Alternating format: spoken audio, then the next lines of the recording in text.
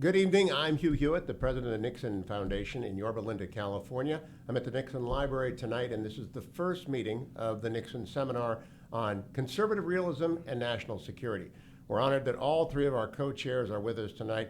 Ambassador Robert O'Brien, formerly the National Security Advisor, Secretary of State Michael Pompeo, the 70th Secretary of State, and Dr. Henry Kissinger, the 56th Secretary of State. Originally, I was going to go directly to questions for Dr. Kissinger and then from the members of the seminar, all of whom you can read about at nixonseminar.com. But I spoke with Secretary Pompeo before the program, and he's going to introduce Dr. Kissinger. Secretary Pompeo. Thank you, and welcome everyone to this inaugural event. It's a lot of fun to be with all of you. I know so many of you are doing such great work these past 4 years, and many of you before that. But it is an enormous honor to get a chance to introduce Dr. Kissinger, an amazing man who helped me so much in my time as Secretary of State when I was the CIA director as well. We all know him. He was born not far from where I served in Germany. He was born in Bavaria, and I spent 3 years of my life as a young cavalry officer there. And he went on to become a refugee and then serve also in the United States Army, and had an amazing run as a National Security Advisor and as the Secretary of State, serving multiple presidents of the United States during an incredibly important time in American history. But then, Dr. Kissinger, that wasn't enough for you. Even today, government leaders all across the world, business people who are trying to conduct international business, all seek out Dr. Kissinger's advice on a wide range of issues. It will be an enormous benefit to each of us to get the chance to hear from him tonight and over the weeks ahead about all of the experiences that he had. I just want to take this moment to thank him personally, too, for such kindness and generosity to me during my time serving in the Trump administration, trying to execute America's foreign policy for those years. Thank you, Dr. Kissinger, and thank you so much for agreeing to be part of this important seminar. Thank you. Dr. Kissinger, welcome. It's good to have you. Tonight we're talking about transitions. It's an evergreen program. People can watch it forever. So I'd like to start with your first transition on national security. When you took over from Walter Rostow as the National Security Advisor, America was at war with 550,000 troops in Vietnam. How did that transition work for you and President Nixon and the Secretary of State at the time, William Rogers? Well, let me thank, first of all, Mike Pompeo for his very generous introduction. We worked together in Washington in the previous administration, and he has performed great national services. And so it means a great deal to me to hear his kind remarks. And I understand also that Bob O'Brien, the last security advisor, is here. We too had an opportunity to work together on a number of occasions. And so thank you for this. And to be at the Nixon Library has a very special significance for me. It's President Nixon who introduced me into the active operation of national policy. And it's President Nixon who has been an inspiration to me. And I believe in time it will be fully understood the degree to which he introduced a principle of geopolitical foreign policy into the operations of our government. And that will be his great contribution in addition to what he did for the various specific issues with which he dealt. Now, I've been asked to speak about the transition from the Johnson administration to the Nixon administration. And you have to understand that that was a different world from the world we know today. And that my particular transition was one that would be absolutely impossible today. Let me speak about my transition first. I had never met Richard Nixon when he asked me to be his security advisor. More than that, I had been the principal foreign policy advisor of his principal opponent in the Republican Party for 15 years. The only time I had ever met President Nixon was at a birthday, at a Christmas party. For literally 5 minutes, he was coming in as I was going out. And before that, he had written me a letter uh, commenting on a book I had written called Nuclear Weapons and Foreign Policy. That was my only contact with Richard Nixon when he appointed me. And the way the meeting occurred was I was having lunch with Nelson Rockefeller, discussing what position Nelson Rockefeller should look for if it were offered to him. And we were discussing a possibility that he might be, that if he were offered something which he wasn't, that he should consider Secretary of Defense. Well, anyway, whatever we said was irrelevant when I received a phone call that Richard Nixon wanted to see me. And I don't know whether there's anyone in this room who knew Richard Nixon. Richard Nixon was a man of brilliant intelligence and great ability to express himself, but he had an enormous reluctance to be in a position where he would be rejected or refused. So he always avoided trying to get into that position. So when I saw him, we spent about 2 hours reviewing foreign policy, which he knew extremely well, having traveled a great deal and having read a great deal. But he never told me what he wanted. And even when I left, he just said, turned to Haldeman, who was his chief of staff at the time, and who had come in, to keep in contact with me. I didn't know what that meant. So a week later, I received a phone call from John Mitchell, who became the Attorney General. And John Mitchell said, well, are you going to take the job or not? And I said, what are you talking about? And so Mitchell said, oh my God, it got screwed up again. And so I was called to come back. And this time, he did offer me the job. And I know there are several people among you who have in the back of their minds that someday you might be in a position where the president offers you a position like security advisor, which is the top position in the government in terms of interest, not in terms of hierarchy, but in terms of interest.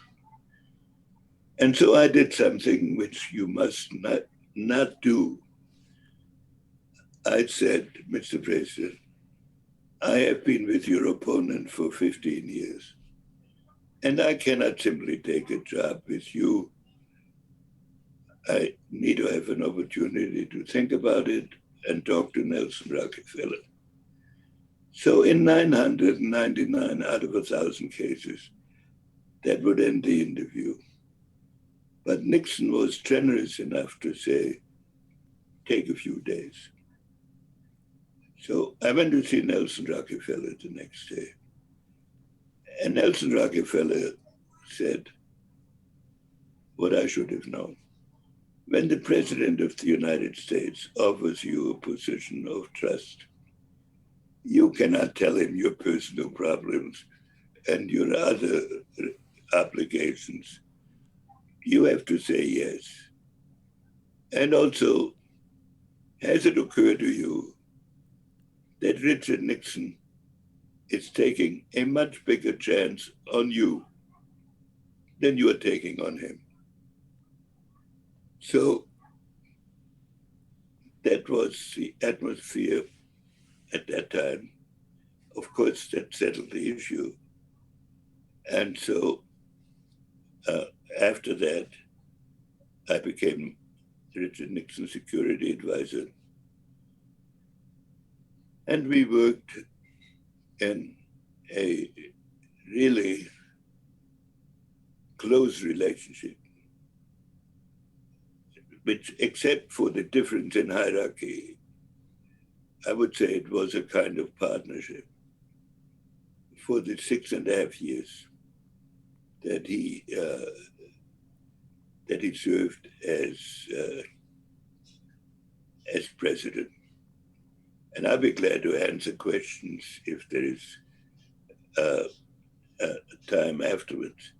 Now, the transition itself, the reason I say it was a different time, when I first started getting interested in national politics or policy, which was in the late 50s,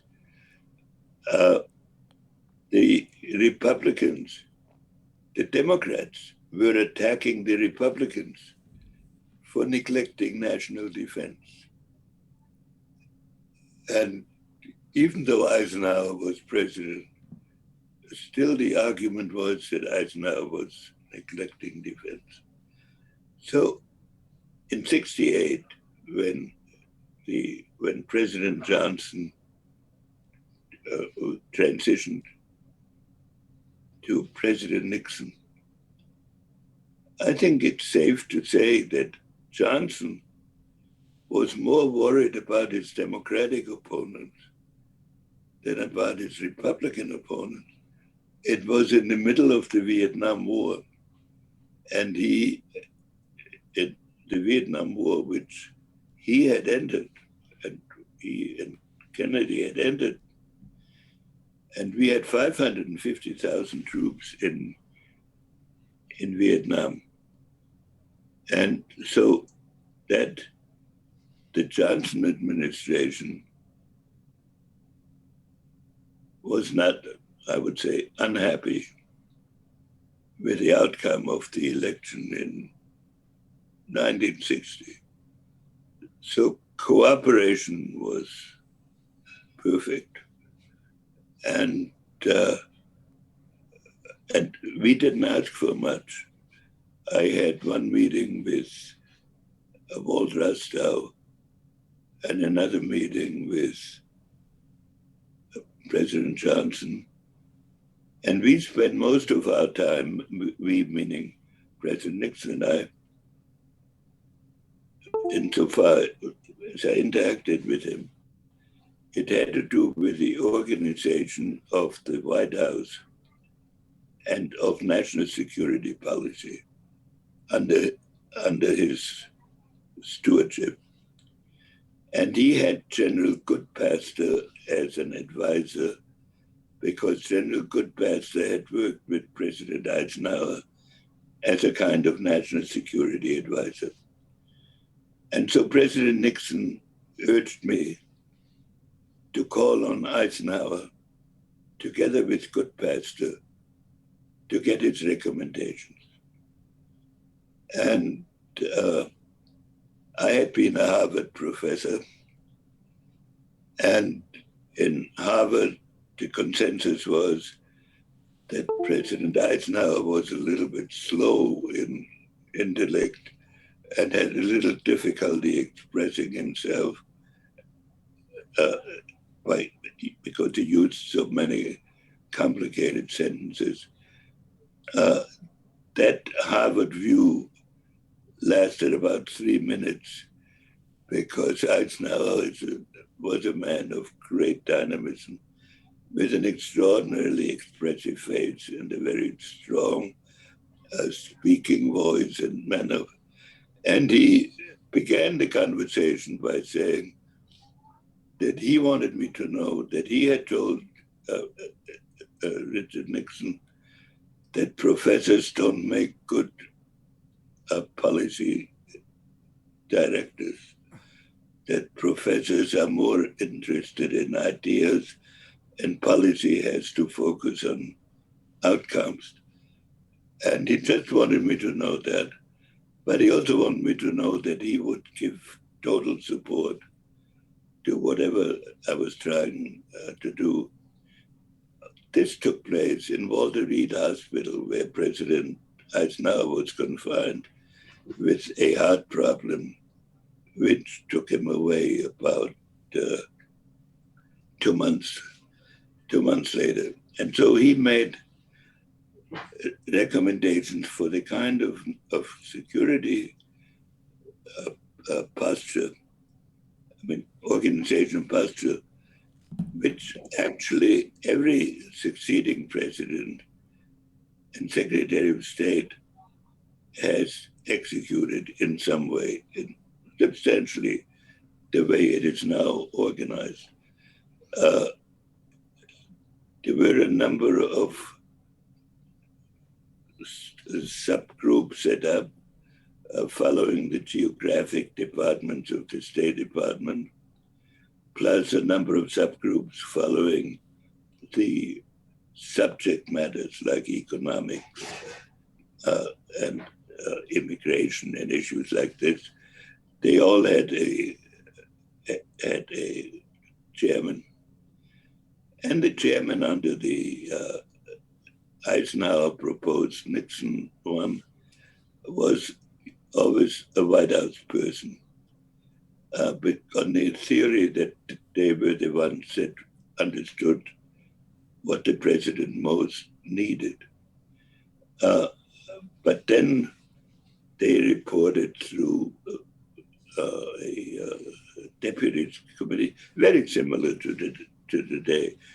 There was no real difference. In the actual execution of this, Nixon tried to make a distinction between analysis and decisions. That is to say, in the NSC meetings, he encouraged every departmental head and other person who was kind of institutionally part of it to state their views. But he did not like to debate phraseology for decisions. He did not. So these discussions under Nixon's chairmanship were always about substance. And then he would go away and say he would make a decision and notify the people with his decision. That came through my office as security advisor. So, of course, the people who did not get everything that they wanted assumed the security advisor had sort of played around with the outcome or influenced the president or whatever you may read in ex post facto. But those of you who've been in the White House know that this is not the way things work. The security advisors, whatever influence he has with the president, depends on the fact that the president can be sure that the security advisor does not play any games. And so that he can be sure that the security advisor reports to him straight and reports about him equally straight. So this is, in essence, how it was run. Secretary Pompeo, do you have a question or comment for Dr. Kissinger? Yes, thank you, Hugh. Dr. Kissinger, there was obviously the transition when you came in alongside President Nixon. You had a second transition where you became Secretary of State. It wasn't your first job in the administration. You were replacing an existing Secretary of State. You were doing this against a backdrop of tremendous domestic turmoil and tremendous complexity around the world, certainly in Asia, but other places as well, in Latin America and in the Middle East as well. Tell me about the relationships, the change, and how you thought about that transition in your roles and your place, trying to help President Nixon and his successor as well be successful against the backdrop of the times there in the early in 1973 and beyond. Well, I think that period is one of the saddest in American history, because in the first term of the Nixon administration, he had achieved some remarkable successes. And then in the second term, as a result of Watergate, it became more and more complex. So at some period in his last 6 months in office, President Nixon decided to appoint me as Secretary of State.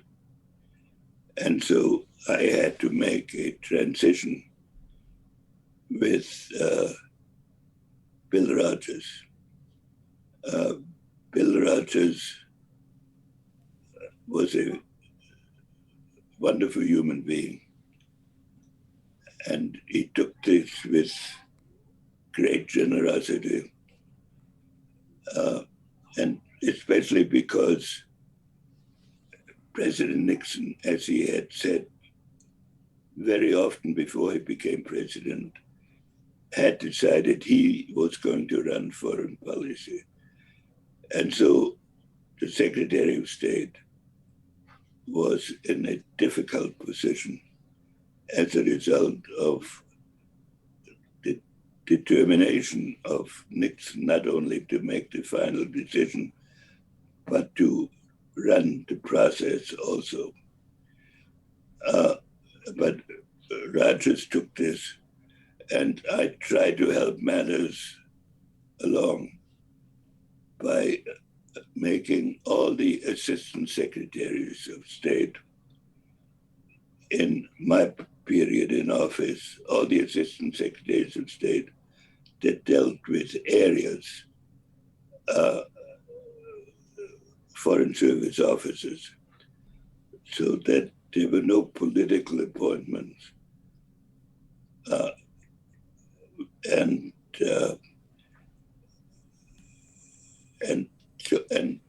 So actually the transition between me and Rogers went very smoothly. And I kept everybody in place, but replaced them within the first 3 months if they were not foreign service officers, or not foreign service officers that I knew, with foreign service officers that I had confidence in. And because of Watergate, I had for about a period of a year to play an unusual role in relations with the Congress. As a basic principle in the Nixon administration, the domestic issues and foreign policy issues were kept totally separate. I had great influence on foreign policy. I was never invited to discussions that involved domestic policy. In that transitional period, in the end of Watergate and at the beginning of Ford, I had to deal with congressional leaders for the purposes of foreign policy, I still didn't deal with domestic policy. But I would have meetings with the leadership. Normally, at least in my time, the Secretary of State dealt mostly with the committees that dealt with his issues. In the last period of the Nixon administration, I spent quite a bit of time, let's say weekly meetings with the leadership, with the speaker and the majority leader, which was a Democrat, was Mansfield. On that sort of discussion, in order to make sure that foreign policy would go through a smooth transition. Once Ford became president, he of course knew the Congress much better than I did. And so my congressional role became the normal secretary's role of briefing the committees that affected his conduct. Let me And go so now I to had to, Ambassador O'Brien, Dr. Kissinger. Ambassador O'Brien is with me in Yorba Linda, your successor after a few of the National Security Council. Great. Well, thank you, Hugh, for conceiving of this seminar and for bringing together this distinguished group of scholars and policymakers. And I'm honored to be here with two great secretaries of state. I was privileged to work with both Mike and Henry during my time in office. Worked for Mike before becoming the National Security Advisor, and then as National Security Advisor, worked closely with Dr. Kissinger. I don't think I took an overseas trip for negotiations or talks without first checking in and consulting with Henry. So thank you both. Dr. Kissinger, you were there for detente and the initial arms control talks. You were in those secret talks with China. You did talks with Pakistan and India. You did shuttle diplomacy to end the Yom Kippur War. And, of course, received the Nobel Peace Prize for your role in the Paris Accords and negotiating with the North Vietnamese. So these are some of the most consequential negotiations and diplomatic talks that have taken place in the last 100 years.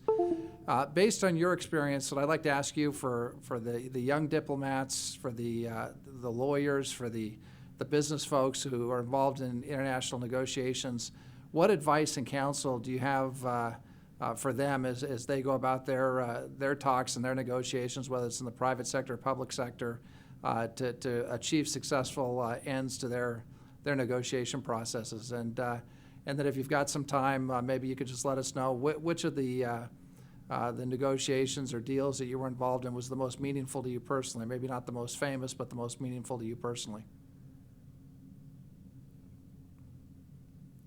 Well, I want to say one more word about the transition from Nixon to Ford, which is to pay tribute to President Ford, who came into a very difficult situation in which there were many demoralized people, and he introduced a level of calm and commitment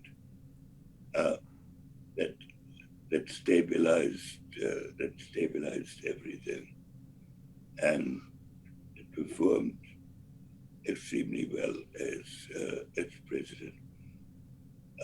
Now, on the question of the negotiations, when I became security advisor, I had never conducted a negotiation internationally before. I was assigned by Nixon to do many, to turn out most of his key negotiations, because he felt that I understood what he was trying to achieve.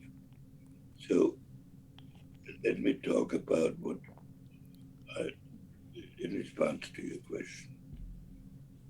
I attempted in any negotiation I conducted, first of all, to be absolutely sure that I understood what the president had in mind, and to understand not only the formal position of what we should say at the next negotiation, but what he was trying to achieve.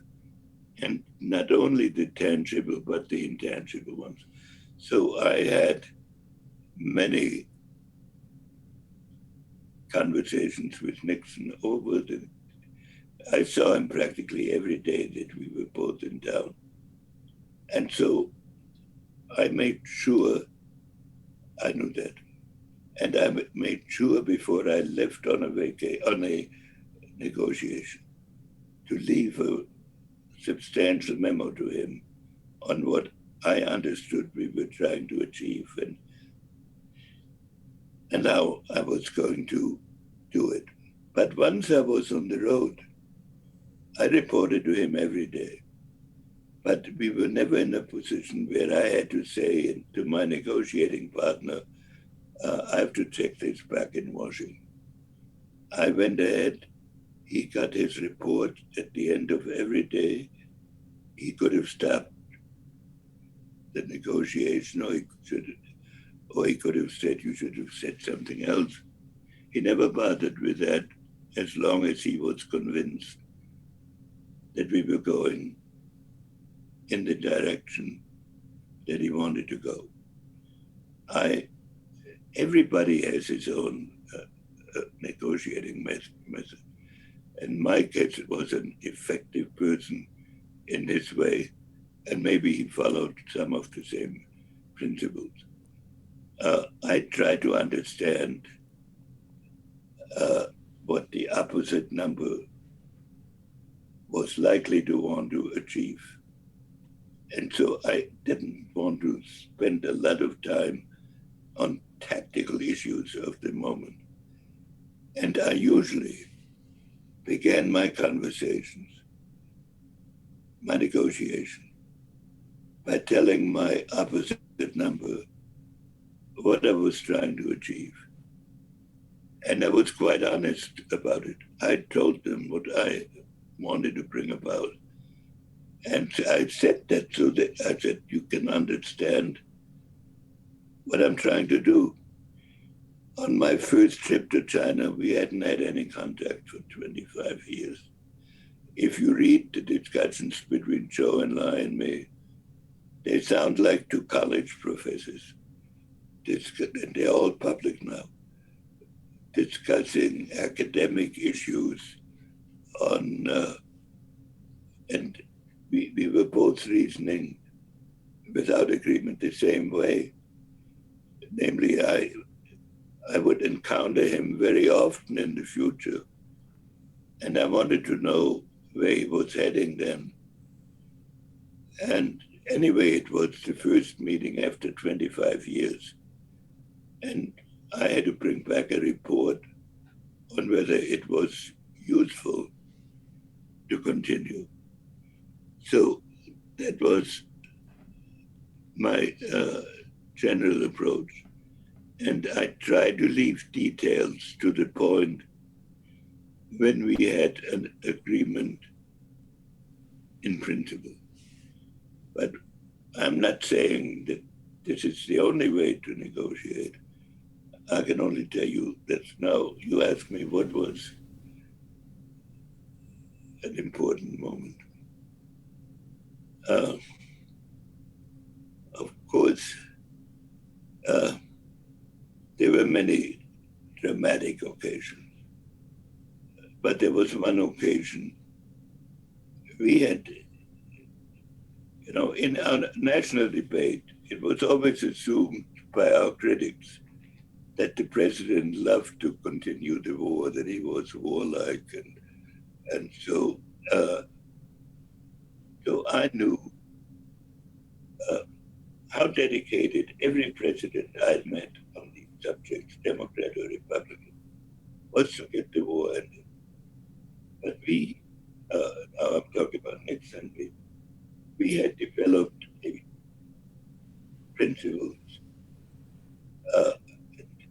Absolutely key principle was that we would not sell out people who had, in reliance on America, committed themselves to defend their freedom. We will not sell them out in the final decree. And in 1972, the election year, 1972 in the election year, it began with an all-out North Vietnamese attack. And Nixon abandoned all the restraints that had held us back. He resumed bombing. He blockaded Vietnam. And he made a speech in which he said, these are our principles, and we will settle when we get those, but not before. That was in January of 72. So it went on, and it was that would be very difficult. But by September 72, we had achieved our strategic objective. And in October 72, Leader 2, who was my opposite number in the negotiation, pulled out a piece of paper and made a proposal in which the South Vietnamese government could stay in office after peace was made. And he said, it's basically a proposal of President Nixon. Well, when the meeting was over, I turned to my top assistant, and it was Winston Lewis, and I said, we've done it. It had special meaning because Winston Lewis wanted to resign over Cambodia, and I said to him, well, you can resign and walk around with the placard outside his office, or you can stay here and help me make peace. Well, it turned out that it was not the end, because as a result of Watergate, we lost the ability to enforce the agreement. And so, period in which we absolutely, certainly, on the basis of Nixon's previous performance, that whenever he was challenged in a way that we would have had to withdraw, he took a step forward to, we lost the ability to enforce the agreement. And then gradually Vietnam collapsed. But if you ask me for my high point, it was dramatic to go to China. It was dramatic to make peace in the Middle East on various occasions. But what moved me most was that moment. And then when Leader Trump pulled his memo out and handed it to me and said, I'm willing to discuss this. These are basically proposals that President Nixon made. It didn't turn out quite that way, but it was. Thank you, Doctor. I want to go now to Congressman Mike Gallagher, who is one of our members. We have 15 members in the Nixon Seminar in addition to our co-chairman, the three people you see on the screen with me. Congressman Gallagher is the only elected member. He is on the Armed Services Committee of the House of Representatives. He's also, like Dr. Kissinger, a PhD, but his is from the University of Wisconsin. Congressman Gallagher, your question for Secretary Kissinger. Thank you. Secretary, a more contemporary question. China, Russia, and the US have all identified artificial intelligence, or AI, as a potentially decisive resource in the 21st century balance of power. The National Commission on AI released its report this week, warning that China could pull ahead of American AI by the end of this decade. You have written extensively about the geopolitical and philosophical implications of AI. Given that China is likely to use this technology for nefarious purposes, how do you think we should think about this challenge and its place in the intensifying rivalry with China? How should the US ensure ethical use of AI going forward? Well, I'm going to try to keep all my future answers shorter than I've kept the previous ones. It's so excited being back at the Nixon Library and with my colleagues from Washington. My knowledge of artificial intelligence, results from attending a speech at some conference where somebody spoke about artificial intelligence, about which I had never thought before. And it struck me that the impact of that presentation on the evolution of history was very crucial. And therefore, I had to learn something about it. And so I went to Eric Schmidt, former Google head, and to a man called John Huttenlocker, who is provost of MIT and in charge of all their computer work. And we've been meeting for the last 4 years, every Sunday. So the impact, I think, of artificial intelligence is that on a ultimate level, since the Enlightenment, the West has learned by reason and by the evolution of experiments. In the artificial intelligence age, one learns by the experience of results without knowing exactly how the process operates. That is, that if you can work the right algorithms and the right knowledge that are relevant to that field, you can solve problems which have proved insoluble. So if you ask me a strategic question, namely, can we afford another country to get ahead of us in that field? The answer by definition is no. We have to stay ahead in that field, because if we are not, we do not know what answers will emerge out of. I could give you a number of examples, but this is the conclusion to which I've come. So a commitment to developing artificial intelligence knowledge in its field and to apply it to a wide range of fields, especially to the fields that have strategic and foreign policy implications, is absolutely imperative in our relation with any major country. I'd like to go now to Matt Pottinger, Dr. Kissinger, whom you know, formerly the Deputy National Security Advisor under Robert O'Brien and at the end of the previous administration. Matt, you're up. Great, thanks, Hugh. Dr. Kissinger, it's great to see you. I wanted to ask you, in the 1970s, you made very good use of the concept of triangulation, and to the benefit of the United States. You were able to pull the United States and China closer to one another than either country was to the Soviet Union. And I'd like to know your thoughts about the concept of triangulation today. Should we be pursuing closer ties with Russia? And if so, how? Would efforts by the United States to grow closer to Russia actually be reciprocated for as long as Vladimir Putin is in power in Russia? And how long do you think that the partnership between China and Russia is likely to last? How deep will it go? Thank you.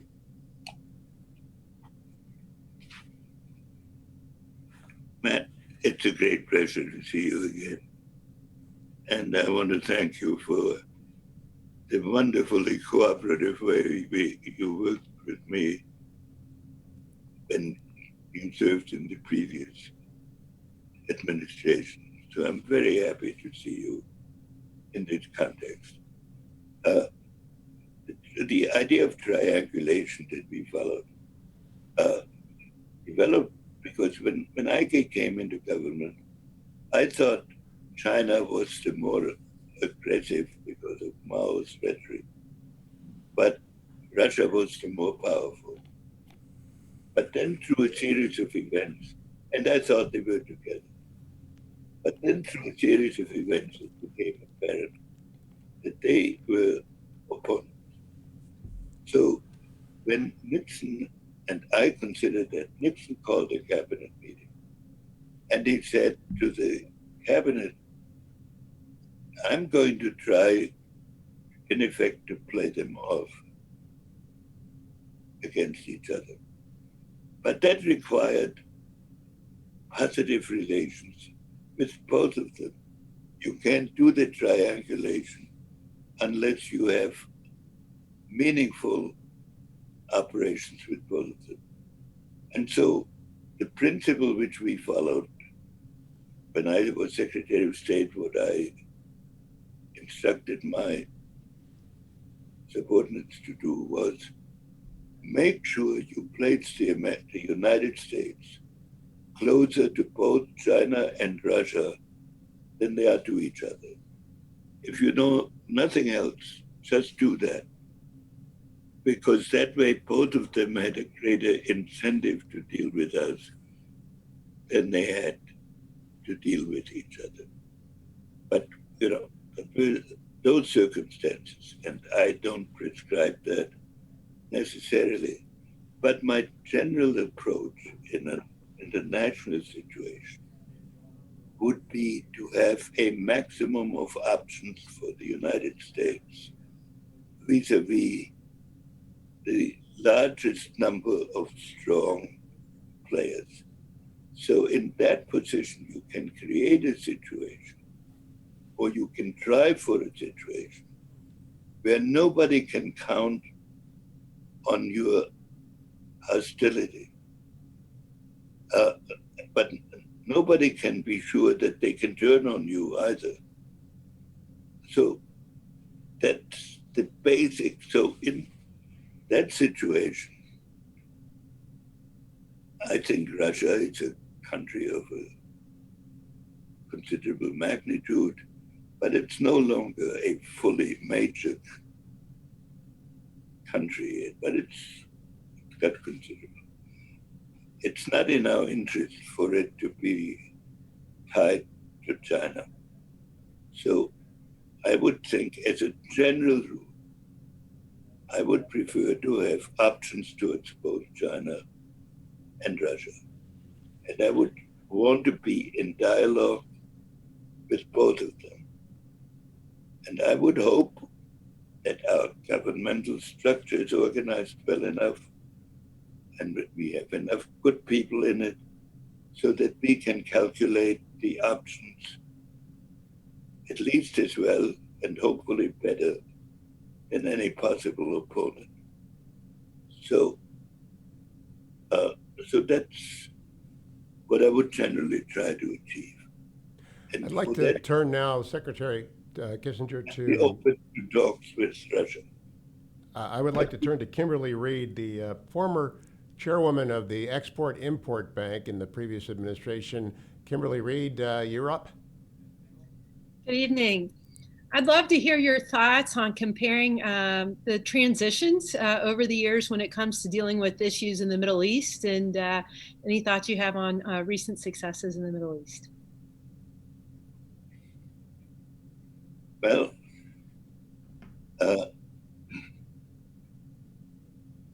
in the transitions in which I was involved, it was at the very beginning of these various Middle East crises. And it was right after the 67 war, and things were very frozen.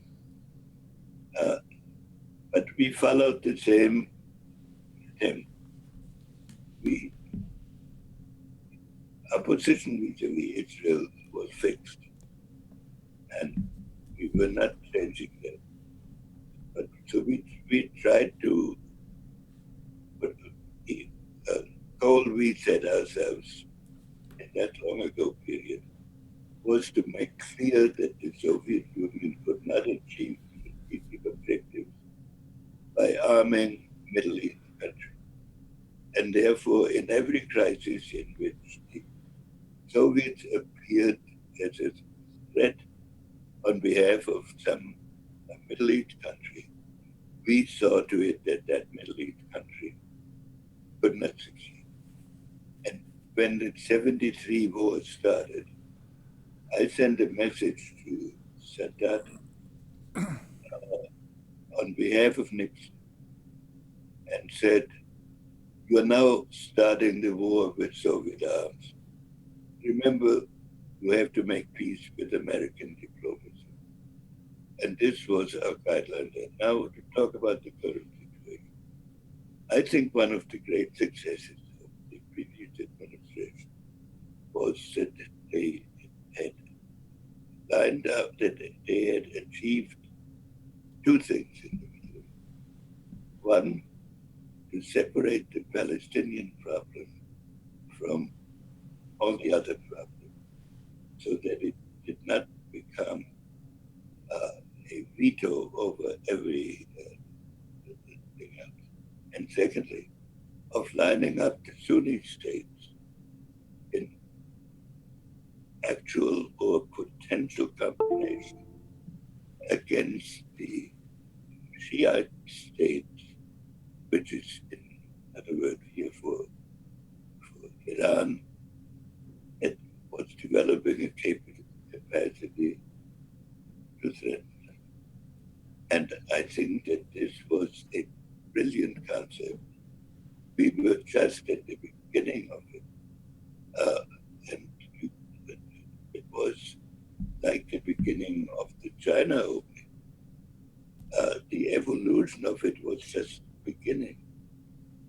And so in the current situation, it's important that we don't slip into losing this pattern that had been created and which should be, which at an appropriate moment can even lead to discussions with Iran, but we should not give up the pressures that exist on Iran until we know where they are heading. And I think that is something that we need to consider carefully in its current period. If we break out the Iranian issue from the overall Middle East issue, we run the risk of losing the two achievements, namely of separating the Palestinian issue, which removes it as a veto over everything else, and the Sunni cooperation with Israel, which is unique in its openness. So that is how I would analyze that. Thank you, Doctor. I'd like to call on Alex Gray now, former Chief of Staff at the National Security Council under Ambassador O'Brien. Alex, you have the floor. Thanks, Hugh. Dr. Kissinger, it's a pleasure to get a chance to ask you this question today. Just wanted to see, when you came into the National Security Advisor role during the 1968 transition, what were some of the conceptions you had going in about the appropriate size and role of the NSC staff, and how did that change? How did your conceptions change by the time you transitioned out of the National Security Advisor role in 1975? Thank you. Well, I came in with no particular idea of the size of the staff, but what existed, I did not think of the NSC staff as an operational staff. I thought of the task of the NEC staff was to develop the strategic concepts for the president, and secondly, to make sure that the various departments in carrying out their tactical policies stayed within the strategic concepts of the president. So I forget what the size of the staff was when I came in, but when I left, it was around 60 or 70. And we didn't have huge staffs. We had, we were small enough so that we could form a pretty coherent group. I don't think we ever exceeded 70, but that can be easily checked. But it was small, and it didn't participate. When we had a policy direction, and when Nixon was fully behind it, which he was 99% of the time, we then relied on the departments to execute it. We did not get involved in the execution very much, but we got very much involved in the strategic planning and in the steps that led to the breakthroughs. But once a breakthrough was achieved, we did not fool around with every daily tactical issue that came along. I'd like to go to Christian Winton, and then we will begin to wrap up by asking Secretary Pompeo and Ambassador O'Brien for their closing comments, and you, Dr. Kissinger. But Christian, you get the last question for Dr. Kissinger tonight. Thank you, Hugh. Appreciate that. Dr. Kissinger, just had another question about the 1969 transition. It seems with more recent presidential transitions, it's become controversial for those transitions to talk to foreign governments. And you've had things like the Logan Act, which I believe dates from the John Adams administration, thrown around. So I was curious, in your 69 transition, did Nixon or others at a senior level, or did you have discussions with foreign governments? I was particularly curious about South Vietnam, but also other governments. Well, we had no discussions with any foreign governments. There was one exception. That was not a discussion. I had been carrying, a year earlier, I had been carrying messages for the Johnson administration indirectly to the Vietnamese. So I had access to the North Vietnamese, though I had never talked to them personally. And in the transition period, President Nixon sent a message to the North Vietnamese saying that he wanted them to know he was open to negotiations.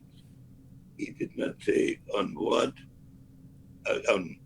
in what detail,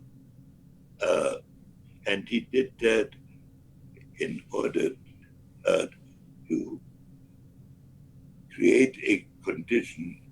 It was actually a mistake, and it was my mistake. It was I who recommended it to him. It was a mistake in terms of internal policy. We didn't need to do it. But there was no reply. And there was no direct negotiation. And it was simply transmitting a letter from Nixon to the North Vietnamese, as I had done previously, transmitted two or three letters from the American president at the time. And the reason I got into that position was because I was at an international where one of the participants was a French scientist in whose house Ho Chi Minh had stayed while he lived in Paris. It was one of the accidents. And so we used that French scientist to deliver him, we being the American government. But we had no discussions with any Allied or Russian or Chinese while Nixon was, before Nixon's inauguration. And I think as a general rule, it is better to let the outgoing administration carry their responsibility, but one shouldn't get in its way. And we try not to do that. So, Dr. Kissinger, I want to end by asking each of the three co-chairs the same question. We've got 12 members of the seminar there. There are hundreds who could be here, would want to be involved. What did you look for when you put together your staffs, gentlemen? When you organized Robert, the National Security Council, or Secretary Pompeo, the Department of State, or the CIA, or Dr. Kissinger, the NSA, or the NSC, and the Department of State, what were you looking for in young national security professionals? So here you're looking at me, the first thing I was looking for were people that were smart and hardworking. You can't coach speed, and you can't coach, vertical jumping ability, and there's just some things that you can't coach, and I felt one of those things was having highly intelligent people around. I thought it was important to have people that worked very hard. But I also thought it was important to have people that had the proper temperament and the right judgment that could, look as Kipling said at the twin imposters of victory and defeat, or triumph and defeat, and handle them with the same equanimity. And I thought, especially in the White House, that was an important characteristic. So those were the three things I looked for, and I think we put together a great team when I was at the NSC, and I think Secretary Pompeo did something similar at the State Department. I was privileged to be on his team. Secretary Pompeo, both at State and at CIA, what were you looking for? I think, Hugh, thanks. I think Robert encapsulated the characteristics of the individuals that any good leader would look for in an institution. You'll remember, much like Dr. Kissinger took over at State, I came into a State Department that was already on its way to formation, even within the Trump administration. So I wasn't part of the original transition from President Obama to President Trump. It was also, given all that was going on with the challenges that were being presented by Congress with the impeachment threats, all of these things, we needed to make sure that we had a group of people that understood that this was a president that came at foreign policy problems in a unique way. And I heard Dr. Kissinger talk about this too, as he made his transition from President Nixon to Ford. I had come to know President Trump's operating style pretty well when I briefed him nearly daily as a CIA director. I wanted to make sure that the senior people, at least, that I brought around to the team understood the environment in which we were going to be working, how we were going to be able to effectively deliver operationally President Trump's foreign policy.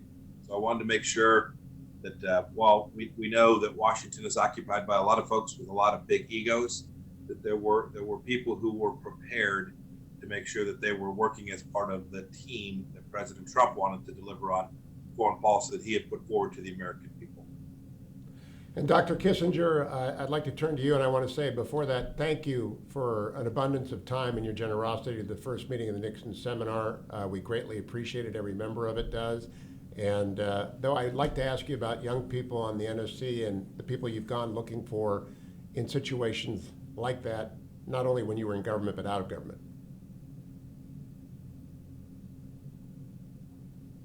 Well, it's a tremendous honor to work in the White House or the State Department.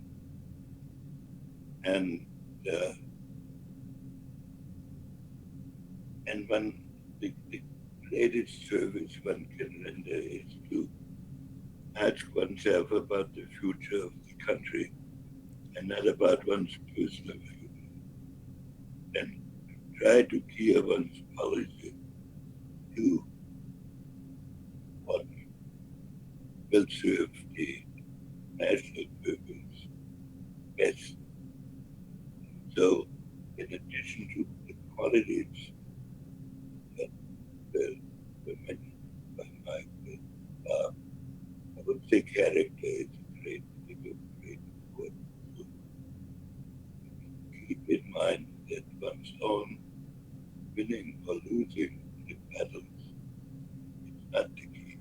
The key issue is whether one can inspire enough confidence in the country that we have a clear purpose and that our enemies know they can't divide us. And anybody who has the privilege of making a contribution to that has been very lucky in his life, as I feel I was, that Nixon did not listen to all my agitations and give me that opportunity.